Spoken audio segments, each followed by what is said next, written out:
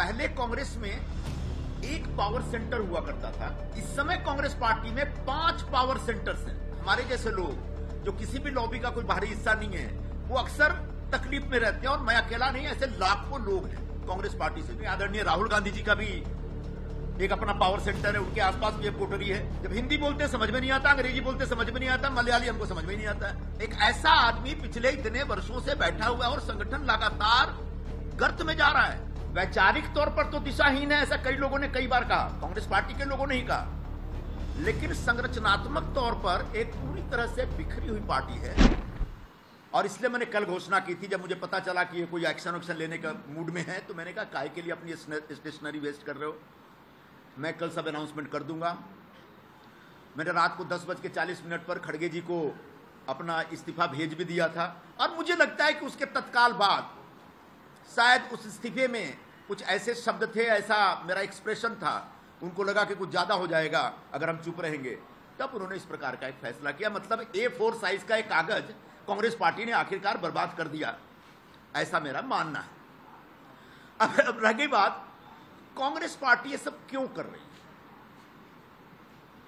Congress party इस समय एकदम से संरचनात्मक ढंग से देखा जाए तो बिखरी हुई पार्टी है। वैचारिक तौर पर तो दिशाहीन है, ऐसा कई लोगों ने कई बार कहा, कांग्रेस पार्टी के लोगों ने ही कहा, लेकिन संरचनात्मक तौर पर एक पूरी तरह से बिखरी हुई पार्टी है। पहले कांग्रेस में एक पावर सेंटर हुआ करता था, और उसका एक कॉकस होता था, उसके एक कोटरी होते थे, दरबारी होते थे, और उसके खिलाफ बाकी लोग लड़ते रहते थे या संघर्ष करते रहते थे। इस समय कांग्रेस पार्टी में 5 पावर सेंटर्स हैं।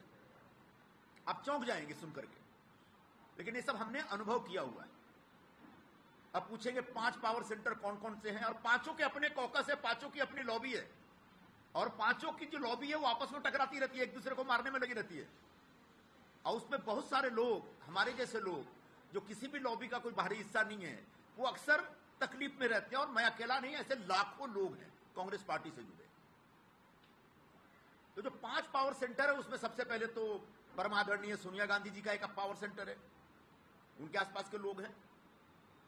दूसरे आदरणीय राहुल गांधी जी का भी एक अपना पावर सेंटर है, उनके आसपास भी एक कोटरी है जो अपनी दुकान चलाता रहता है।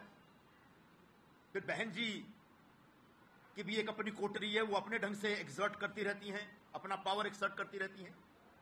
अध्यक्ष महोदय हैं, उनका भी एक पावर सेंटर बन गया है। उनके आसपास जो लोग हैं, वहां तो ऐसे ऐसे लोग हैं जिनके पास कोई राजनीतिक अनुभव नहीं, कोई राजनीतिक आधार नहीं, अचानक उनके साथ जुड़ के वो हाईकमान बन गए, और इस तरह की बातें करते, इस तरह की भाषा का इस्तेमाल करते, जो मैं आपके सामने यहां प्रस्तुत नहीं कर सकता।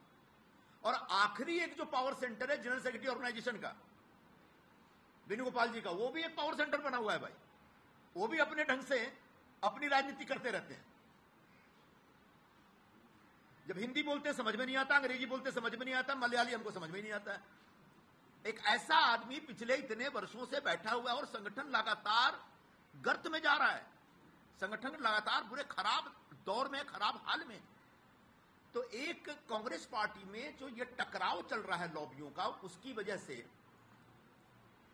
कांग्रेस के बाकी राज्यों में बैठे जो लीडरशिप है, जो मेरिटोरियस लोग हैं, जो योग्य लोग हैं, उन लोगों का कष्ट बढ़ता चला जा रहा है। और मैं पिछले 4-5 वर्षों में इसको बड़ी गंभीरता से मैंने महसूस किया है, लेकिन मैं धीरज रख रहा था। आखिरकार धीरज टूट गया, बांध टूटा धीरज का, और उसके बाद जो सामने आया वो सब